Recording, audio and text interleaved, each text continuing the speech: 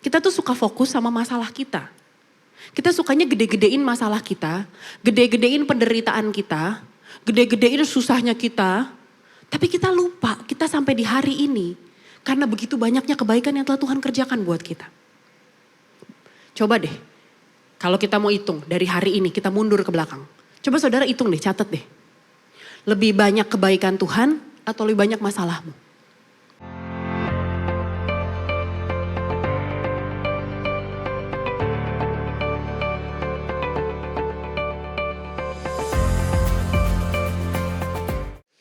Nah, dalam tema kebangkitan Tuhan Yesus, saya tertarik untuk mengajar saudara tentang satu sosok yang punya peranan yang begitu penting mengenai pekabaran pertama mengenai kebangkitan Yesus. Dan anehnya, saya katakan dalam tanda kutip anehnya, tokoh ini adalah seorang perempuan.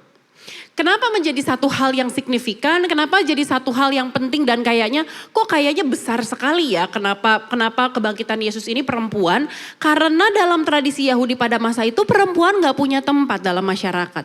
Perempuan gak punya posisi, perempuan gak punya kuasa, perempuan manut aja. Bahkan dalam hitung-hitungan kalau yang dihitung berapa orang, keluarganya dan lain segala macam, dihitungnya jumlah laki-lakinya aja. Jumlah perempuannya gak dihitung. Dalam peristiwa Yesus memberi makan 5.000 orang. Dikatakan 5.000 orang, laki-laki, belum dihitung perempuan dan anak-anak. Kenapa gak dihitung sekalian? Jadi intinya gini, perempuan pada masa itu, pada tradisi pada masa itu gak terlalu diperhitungkan. Tapi saya sungguh mengucap syukur kita punya Tuhan namanya Yesus. Yang sangat-sangat mengangkat tinggi derajatnya perempuan. Dia memilih lahir dari rahim seorang perempuan biasa, perempuan sederhana, perempuan dari kota kecil. Dia ketemu dengan perempuan yang tertangkap basah berzina. Kalau menurut hukumnya dibawa di depan umum, dipermalukan, dilemparin batu sampai mati. Yesus memilih untuk mengasihi perempuan ini. Perempuan Samaria, jangankan perempuan, udah perempuan Samaria lagi. Kalau saudara mau pelajarin sejarahnya, mereka punya nemesis antara orang Yahudi dengan orang Samaria. Mereka bermusuhan, mereka gak mau saling bersentuhan, mereka gak mau terlibat dalam urusan satu sama lain. Ini udah perempuan, orang Samaria lagi. Tapi Yesus menghampiri dia, memulihkan dia, dan akhirnya lewat perempuan inilah kota Samaria, kota tempat tinggalnya, mendengar tentang Yesus. Dia bilang, aku telah melihat Mesias itu. Yesus kemudian dia memilih, dia memilih untuk menghampiri, untuk menampakkan dirinya kepada perempuan justru di momen setelah pertama kali dia bangkit kepada seorang perempuan. Siapa namanya? Maria Magdalena. Siapa sih Maria Magdalena? Kita kenalan dulu yuk sama perempuan yang bernama Maria Magdalena ini. Mungkin kalau dalam kekristenan nama perempuan salah satu yang paling terkenal adalah Maria. Karena ada Maria ibunya Yesus, ada Maria Magdalena. Selain Maria ibunya Yesus, Maria Magdalena juga menjadi tokoh perempuan yang kayaknya sangat lekat dengan kekristenan. Tapi ada banyak gosip mengenai perempuan ini. Salah satunya apa? Dibilangnya dia adalah seorang prostitute. Dibilangnya seorang pelacur. Tapi Alkitab tidak pernah mencatat Maria Magdalena adalah seorang prostitut. Jadi Maria Magdalena ini siapa sih? Namanya bukan Maria Magdalena saudara. Bukan nama keluarganya Magdalena. Magdalena diambil dari kota tempat asalnya dia. Dia berasal dari sebuah kota namanya Magdala. Kota ini ada di tepi Danau Galilea.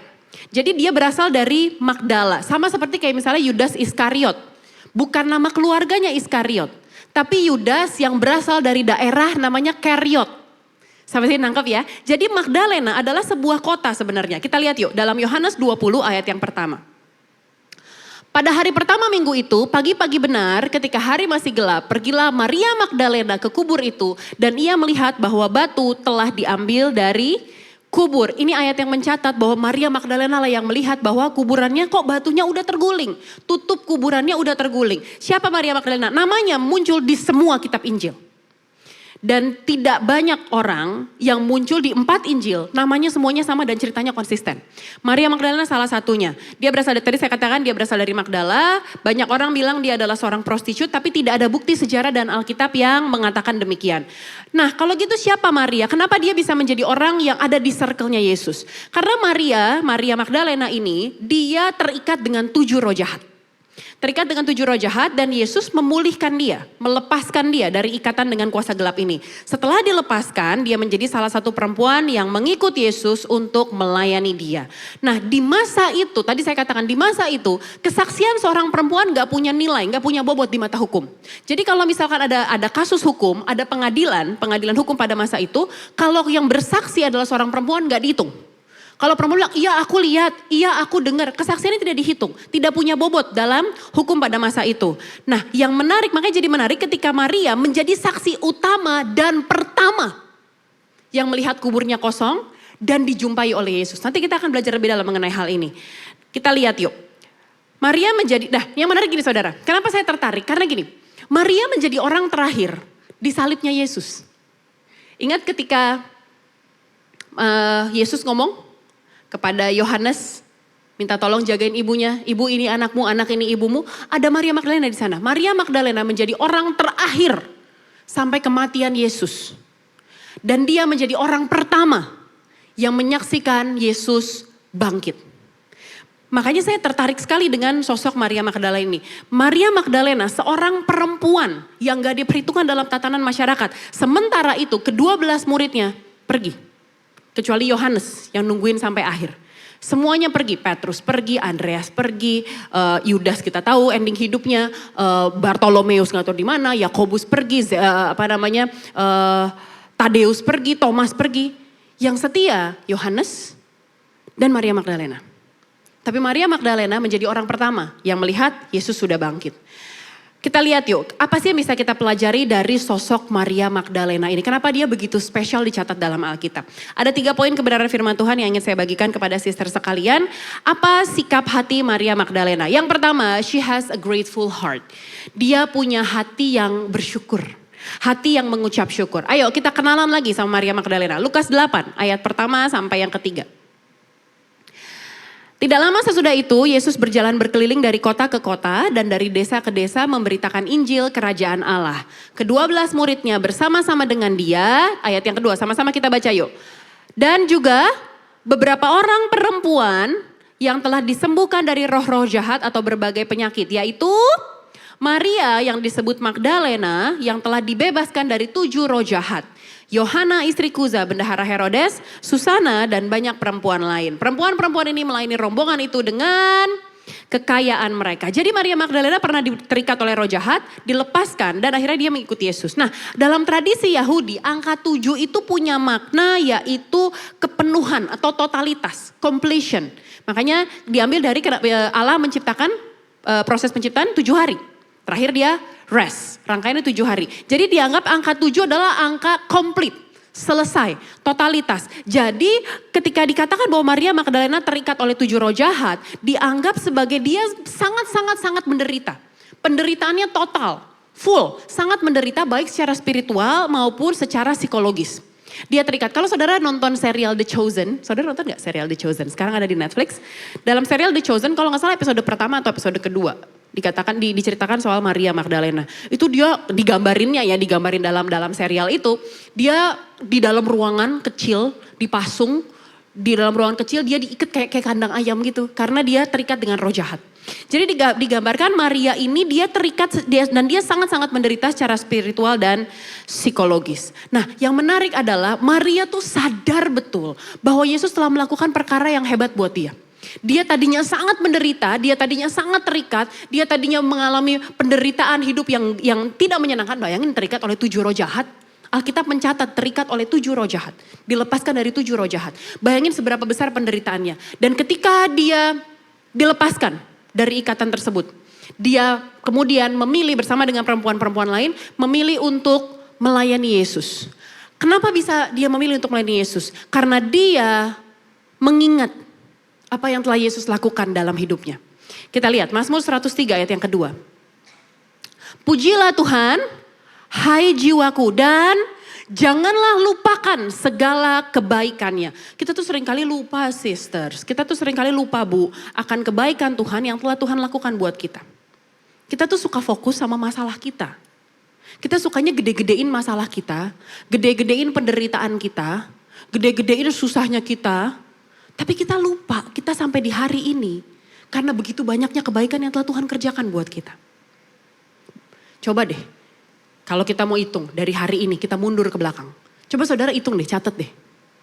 Lebih banyak kebaikan Tuhan atau lebih banyak masalahmu? Pasti, saya terlalu yakin, taruhan sama saya. Pasti akan lebih banyak catatan kebaikan Tuhan ketimbang masalahmu. Cuman POV-nya kita nih, mindset-nya kita nih, kita tuh lebih fokus sama susahnya.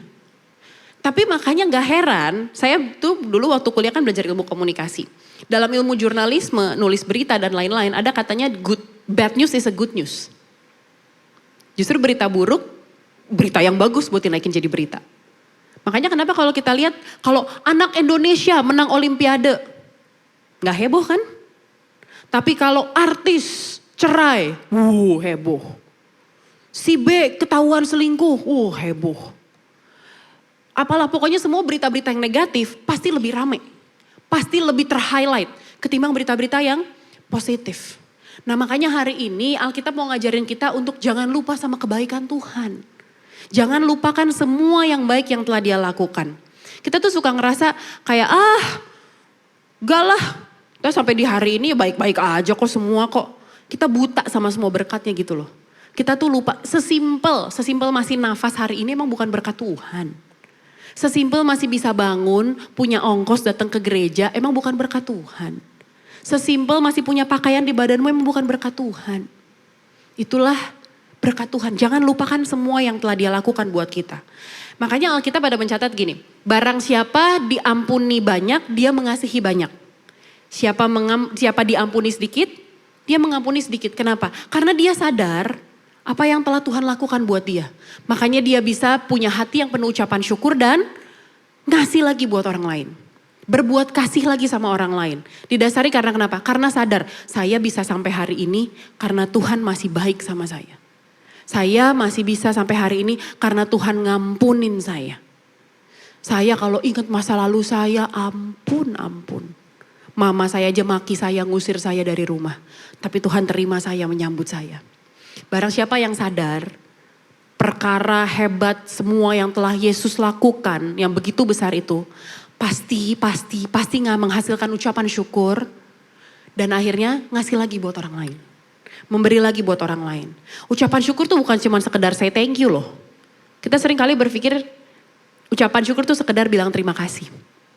Ucapan syukur itu bicara soal apa? Soal hati. Hati yang ngucap syukur. Gratitude atau ucapan syukur adalah hasil dari kesadaran apa yang telah Tuhan kerjakan. Semakin kita sadar siapa kita, semakin kita sadar betapa cemennya kekuatan kita, semakin dalam kasih kita kepada Yesus. Karena kita tahu kita gak bisa apa-apa tanpa dia. Karena kita tahu uang kita gak bisa beli kesehatan. Uang kita gak bisa beli keselamatan. Koneksi kita gak bisa selama-lamanya tersedia available buat kita. Orang terdekat kita bisa mengecewakan. Orang terdekat kita bisa sibuk dengan urusan mereka sendiri and that's fine. Kita gak bisa nuntut orang kayak katanya lu ada buat gue. Lah dia punya urusan, dia punya keluarga. Kita gak bisa nuntut orang untuk available 24/7 buat kita. Tapi ada Yesus yang available 24/7 buat kita. Amin. Orang yang sadar betapa rapuhnya kita. Betapa kita tuh kayak debu gitu yang ditiup hilang. Kayak serbuk jas jus gitu. Disapu hilang, kena air anyut larut. Kita semakin sadar bahwa kita perlu Tuhan.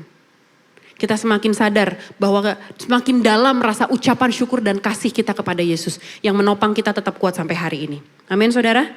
1 Tesalonika ayat 18 bilang begini.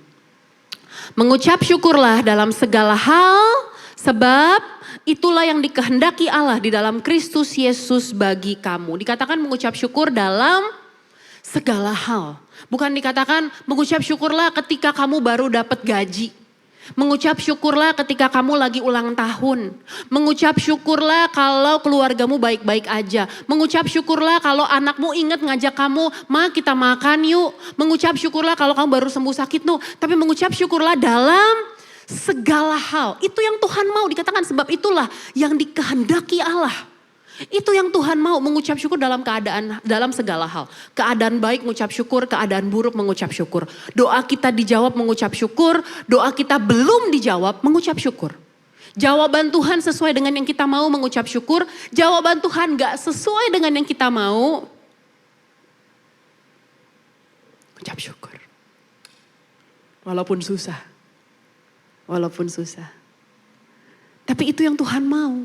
Itu yang dikehendaki Allah dalam Kristus Yesus bagi kamu. Mengucap syukur dalam segala hal. Apa sih yang bikin kita sulit mengucap syukur? Saudara tahu gak? Apa yang bikin kita sulit mengucap syukur? Tahu gak? Bukan karena Tuhannya yang kurang baik. Bukan karena berkat Tuhannya yang terlalu sedikit. Atau bahkan bukan karena masalah hidupmu yang terlalu berat. Tapi kenapa coba?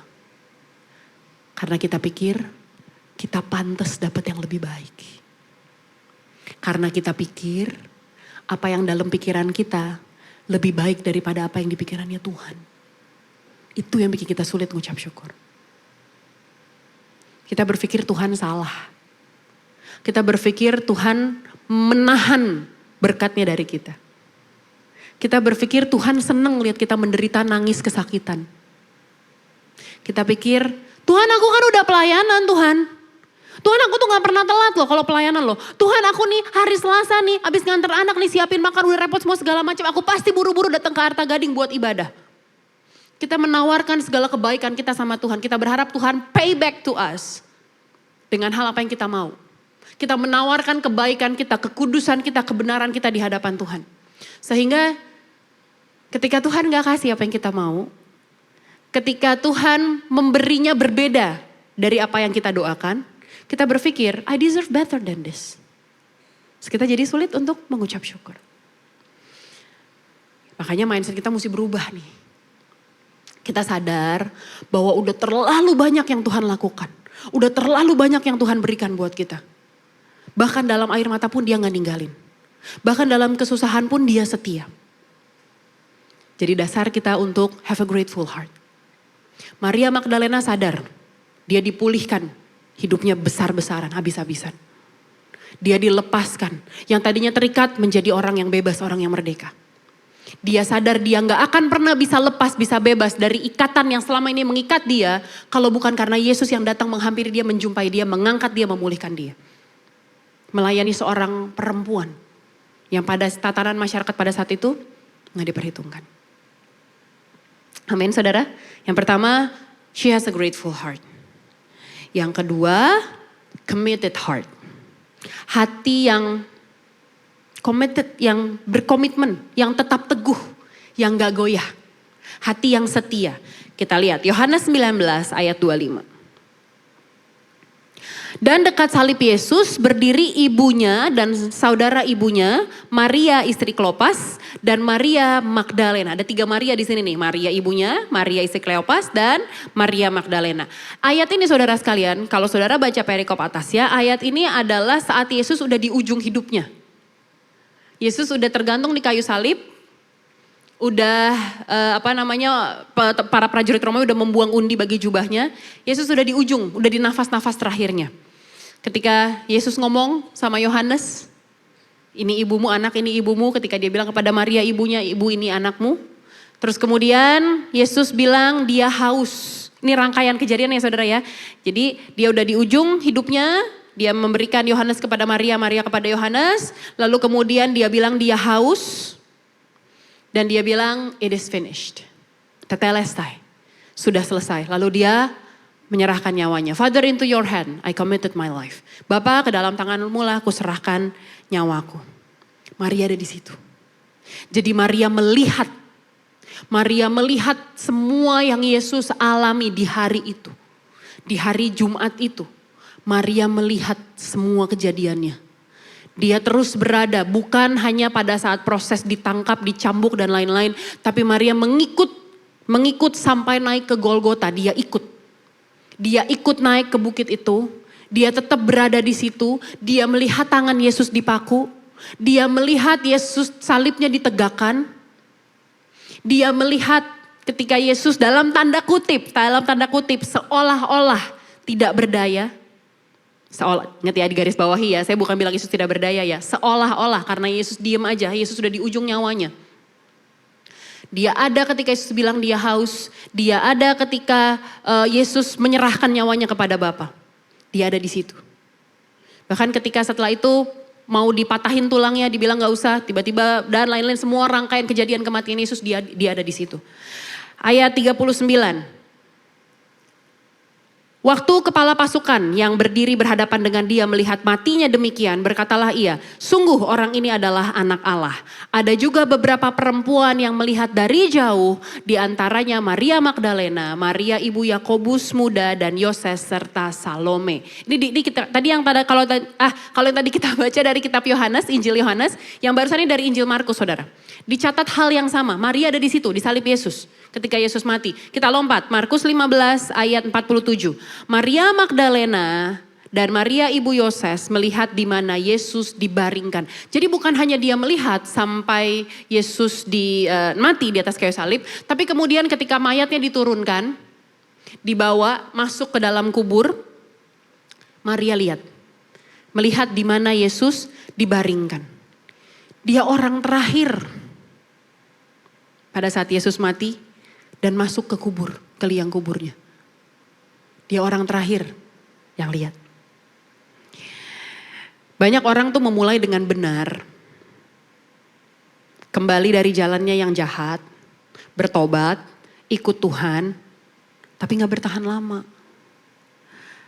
Kan hidup ada tantangannya. Hidup kan gak selalu glitters and gold. Hidup kan gak selalu banyak uang. Hidup kan gak selalu sehat-sehat aja. Hidup banyak tantangannya. Mereka cuma mau Yesus yang memulihkan dan menyembuhkan mereka. Dan ketika hidup tidak berjalan seperti yang mereka expect, imannya jadi mati. Apinya jadi adem dan mati. Yang keren, yang hebat dari Maria Magdalena, Maria tidak cuma mengasihi Yesus di saat Yesus membawa keuntungan buat dia. Saat Yesus beneficial buat dia. Saat Yesus memulihkan dia, saat Yesus melakukan mujizat, saat Yesus masuk kota Yerusalem dielu-elukan. Tapi Maria tetap ada bersama dengan Yesus. Dia tetap setia mengikuti Yesus. Bahkan di saat pengharapan orang-orang jadi hancur. Murid-muridnya pergi. Murid-murid yang 12 orang itu tuh, yang 12 orang itu. Yang inner circle-nya Yesus itu, yang perjamuan terakhir bareng-bareng itu pergi. Tapi Maria enggak. Murid-muridnya yang dengar, aku akan diserahkan, aku akan mati, 3 hari kemudian aku akan bangkit. Berkali-kali Yesus memberitakan tentang kematiannya kepada murid-murid yang 12 orang itu. Mereka dengar itu, tapi ketika mereka melihat Yesus mati, mereka pergi. Mereka ketakutan. Iman mereka goyang. Thomas sama bilang, gue gak percaya dia bangkit sampai aku mencucukkan tanganku ke dalam lubang pakunya, baru aku percaya. Petrus, catatan terakhir mengenai Petrus adalah ketika setelah dia menyangkal. Dia menyangkal Yesus, ayam berkokok, Petrus pergi. Lalu pergilah Petrus dengan sedih hatinya. Udah, habis itu kita gak mendengar lagi, gak melihat lagi catatan mengenai Petrus. Kita gak tahu Petrus ada di mana ketika Yesus disalibkan di Bukit Golgota. Yudas kita tahu, dia pergi menyesal, gantung diri. Yang lain kita gak tahu, gak ada catatannya. Tapi Maria ada di situ. Bahkan di saat pengharapan orang-orang hancur, di saat saya yakin ya dengan melihat keadaan gitu ya, betapa ramainya mereka, betapa kuatnya kekuasaan Romawi pada masa itu, betapa kuatnya pengaruh orang-orang Farisi, ahli-ahli Taurat pada masa itu. Pasti orang-orang melihat kan, badung sih, ngeyel sih, ngelawan imam-imam kepala sih, Yesus. Di saat namanya Yesus sedang hancur, karena pada akhirnya dia mati disalib, dipermalukan sedemikian rupa, menerima hukuman yang begitu kejam yang dikhususkan untuk kriminal kelas kakap. Tapi Maria gak goyah imannya. Maria gak peduli orang mau ngomong apa tentang Yesus, yang dia tahu Yesus sudah memulihkan dia. Maria mau, ya udah sono yang lain pada pergi, but I will not go. Aku gak akan pergi, aku akan tetap setia ikut Yesus. Di saat mungkin saudara mendengar teman-temanmu ada yang convert lah, pindah agama lah, gak mau lagi ke gereja lah, udah males berdoa lah, meragukan Tuhan lah. Bisa gak saudara tetap kuat imanmu di dalam Tuhan? Sekalipun orang-orang di sekitarmu udah gak lagi percaya Tuhan. Di saat mungkin orang terdekatmu bilang, alah Yesus melulu, Yesus melulu. Mana kalau Yesus Tuhan? Mana dengan semua perdebatan dan segala argumennya? Adakah kita bisa tetap committed dengan iman kita di dalam Yesus? She stayed. Maria Magdalena stay. Dia tetap ada di situ. Dia tinggal di situ. Ayo Bu, konsisten dalam hubunganmu dengan Tuhan Bu. Konsisten. Baca firman bukan pas mood doang. Lagi capek hari ini. Kerjaan banyak. Anak-anak habis tantrum, aduh gak kuat deh, gak sanggup deh. Mau langsung tidur aja deh. Baca firman bukan pas mood doang, bukan pas gak lagi capek doang. Ayo doa tetap hangat meskipun keadaan lagi gak baik-baik aja. Kita kan suka gitu ya. Doa kita hangat, berapi-api sama Tuhan. Rela bangun lebih pagi buat saat teduh. Kalau pas keadaan baik-baik aja. Atau sebaliknya, justru pas keadaan lagi susah banget. Baru tuh. Pas keadaan lagi susah banget. Lagi bingung banget. Lagi kayaknya buntu banget. Baru tuh, abis-abisan cari Tuhannya. Senin sampai Minggu ada di gereja. Semua ibadah datang. Tapi giliran lagi baik-baik aja.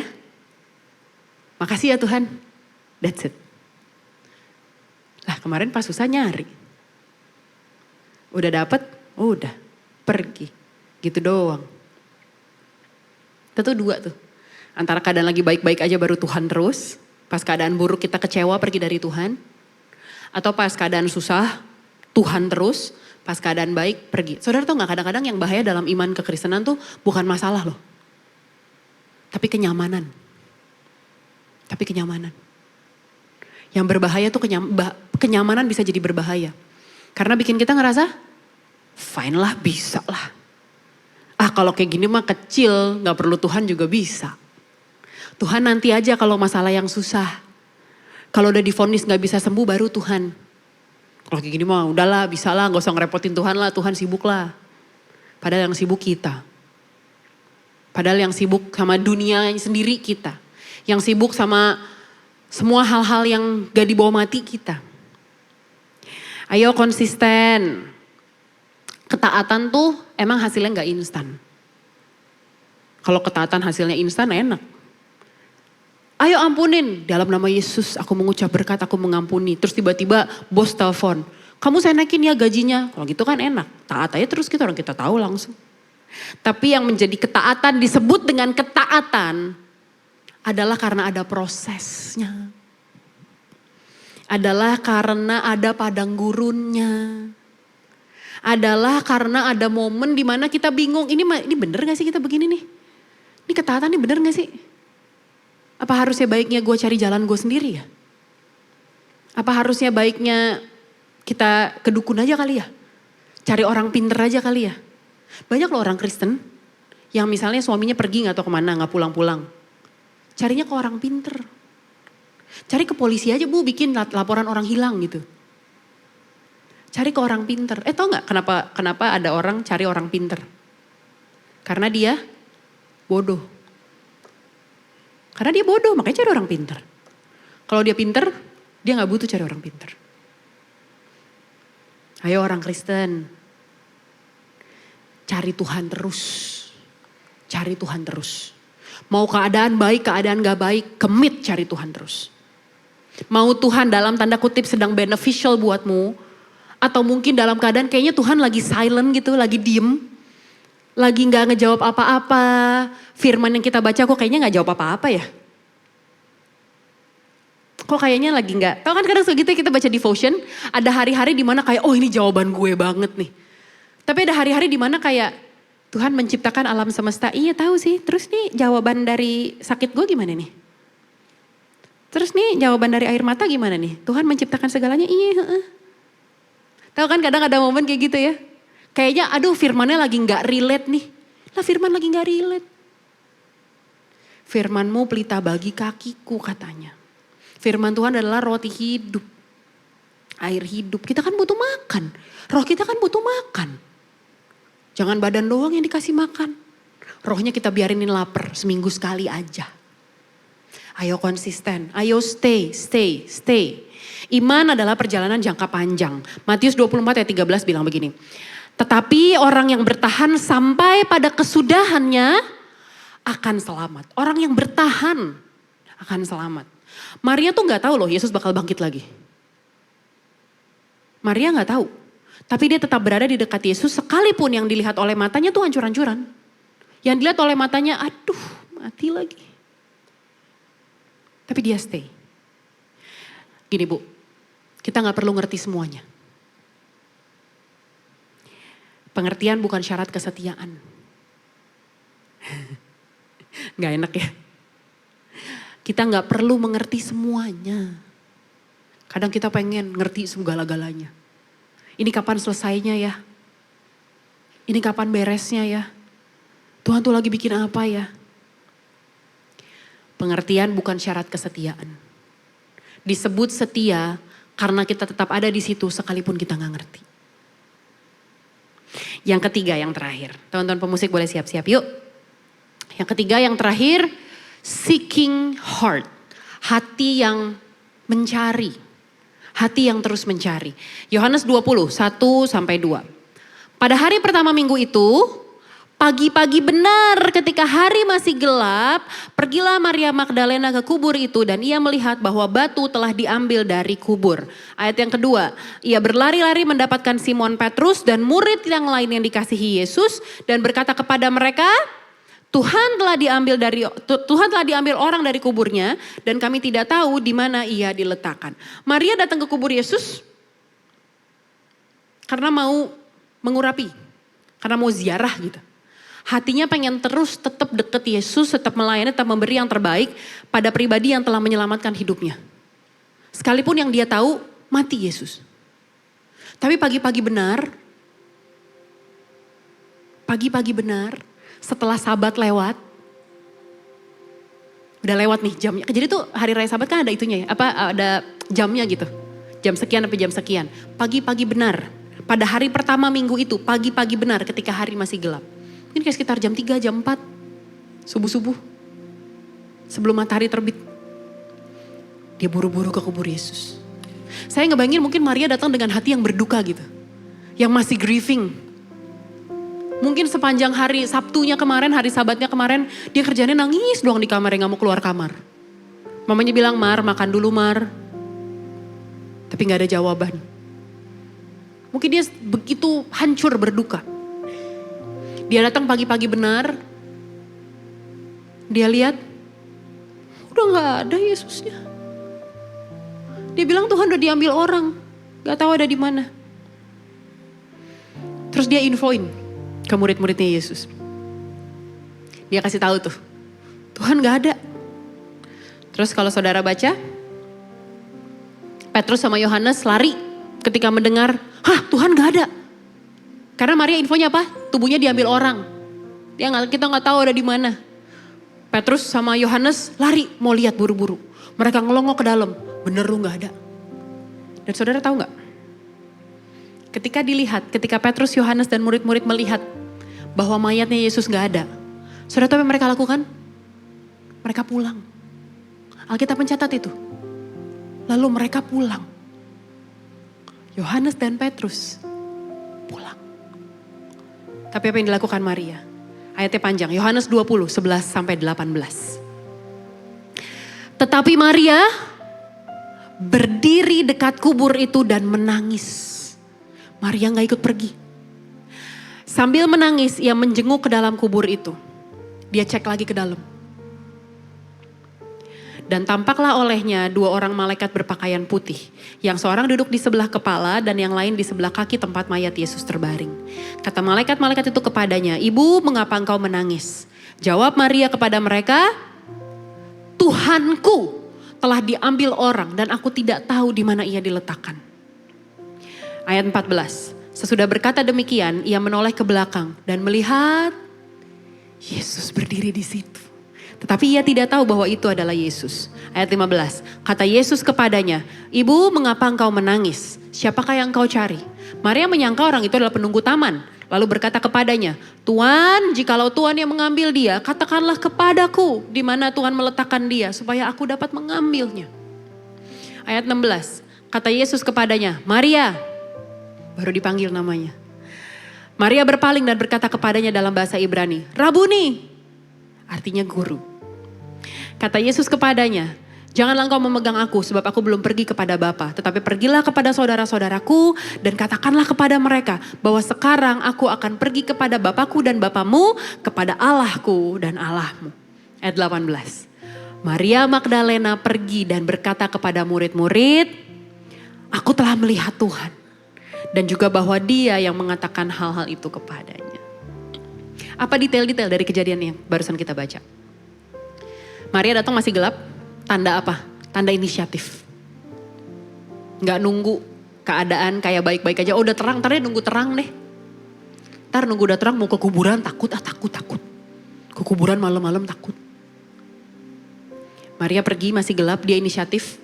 Kenapa? Persis setelah ketika hari pertama mulai. Hari Sabat berakhir, hari mulai. Dia pergi, buru-buru, mau ketemu Yesus lagi. Bergerak dari kerinduan hatinya yang mendalam. Dia rindu pengen ketemu Yesus lagi. Dia pengen ada dekat Yesus. Sekalipun yang dia tahu pada saat itu, di kepalanya pada saat itu Yesusnya sudah mati. Apalagi Maria tetap tinggal di saat murid-murid lain pulang. Dan dia bilang apa? Tuhanku diambil orang. Dia fokus pada siapa Yesus dalam hidupnya. Dia sekalipun kenyataannya yang dia tahu Yesus mati. Tapi dia tetap mengadres Yesus dengan sebutan Tuhanku. Dia gak goyah orang mau ngomong apa kayak tentang Yesus. Yang dia tahu Yesus adalah Tuhannya. Mau orang bilang Yesus pembohong kek. Mau orang bilang Yesus ngaku-ngaku sebagai anak Allah kek. Mau orang-orang bilang Yesus menistakan Allah kek. Yang dia tahu Yesus adalah Tuhannya. Mungkin orang-orang pada saat itu bilang, Tuhan kok mati. Persis kan kayak apa yang kita sering dengar? Kok tuh Yesus Tuhan, masa Tuhan mati? Masa Tuhan punya anak? Banyak orang mencibir Yesus. Tapi buat Maria, she is my God. He is my God. He is my Lord. I don't care what people say about him. Pengalaman saya bersama Yesus gak bisa dibayar dengan apapun juga. Pengalaman saya bersama dengan Yesus gak bisa digoyahkan dengan apapun juga. Dia Tuhanku. Dia Allahku. Maria ada usaha yang aktif untuk mencari Yesus. Dia ngelongok ke dalam, dia lihat lagi. Makanya dia jumpa dengan malaikat. Kemudian tadinya Yesus panggil dia dengan sebutan ibu. Kayak bu, mbak, nyonya. Tapi kemudian Maria mengalami perjumpaan pribadi dengan Yesus yang bangkit. Yesus dalam tubuh kemuliaannya. Dan Yesus panggil dia, tadinya panggil ibu, Yesus panggil dia dengan panggilan namanya. Maria. Makanya Maria kenalin, Rabuni, guru. Maria orang yang pertama yang dijumpai Yesus dalam tubuh kemuliaannya. Dalam tubuh kebangkitannya. She's the first person yang melihat Yesus dalam tubuh kebangkitannya. Karena dia stay.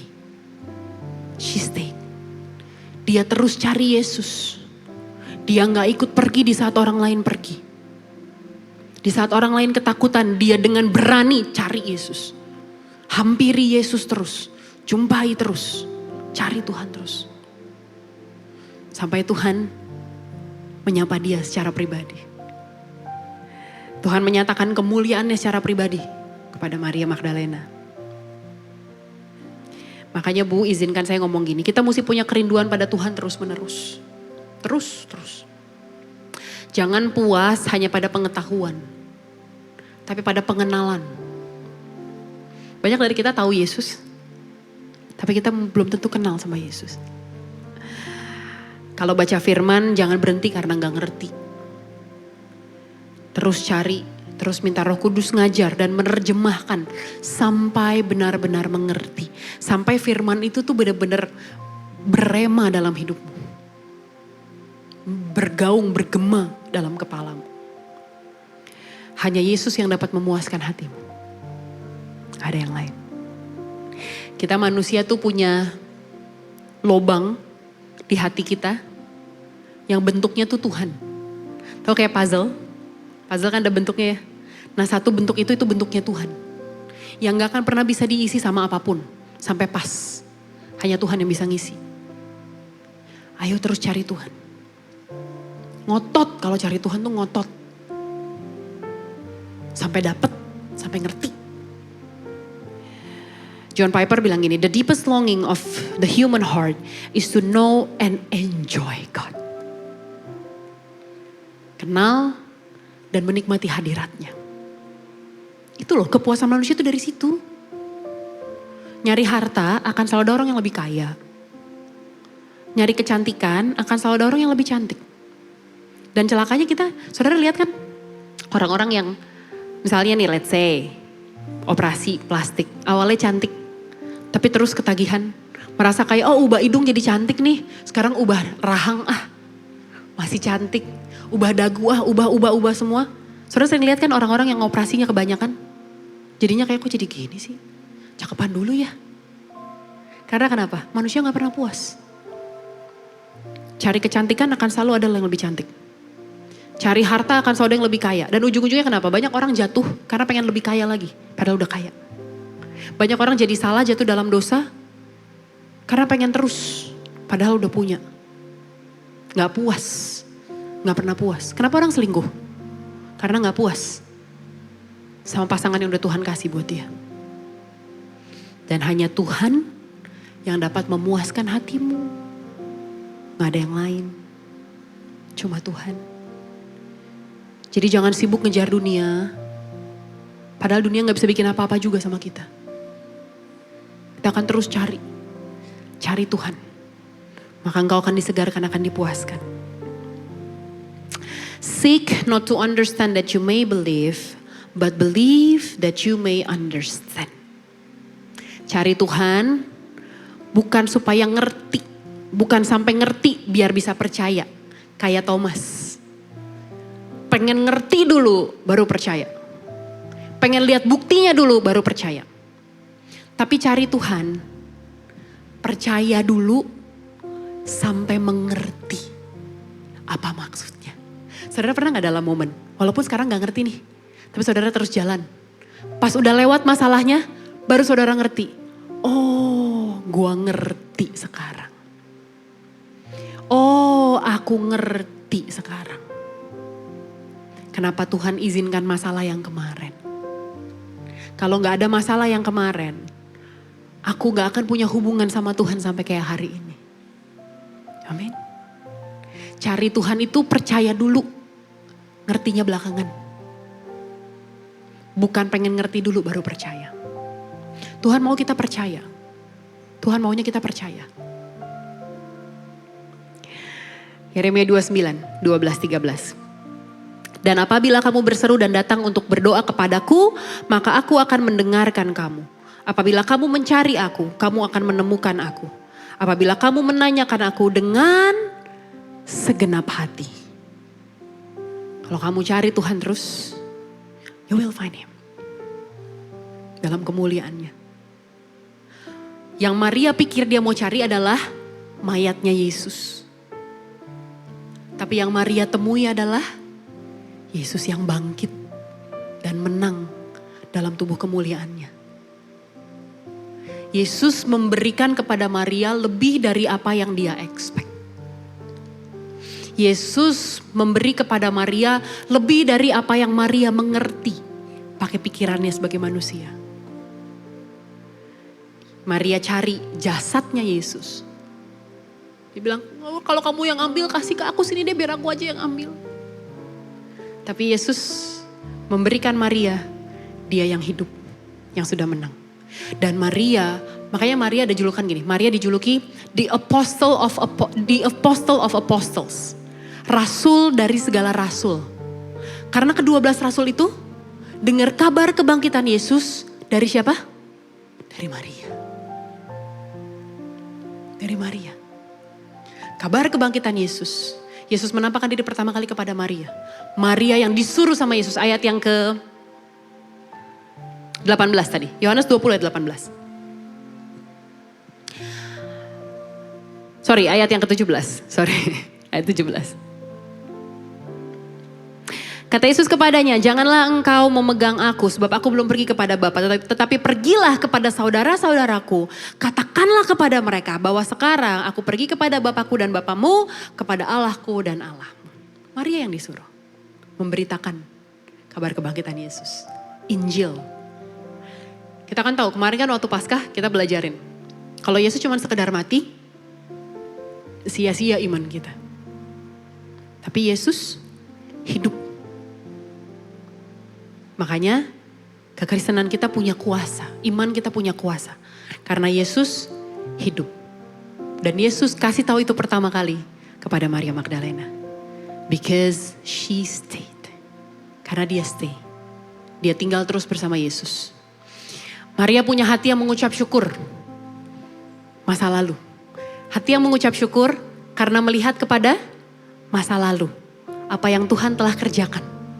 Membuat dia mengucap syukur. Maria punya committed heart, hati yang setia. Yang saat ini, in the present time. Walaupun keadaannya gak baik, walaupun kesannya sia-sia, walaupun pengharapan saya rasanya mati. But I stayed because I committed to Jesus. Saya tetap tinggal karena saya commit sama Yesus. Walaupun hari ini yang dilihat dengan matamu, yang didengar oleh telingamu, yang kamu rasakan kayaknya gak enak, kayaknya gak baik. Dan Maria punya seeking heart.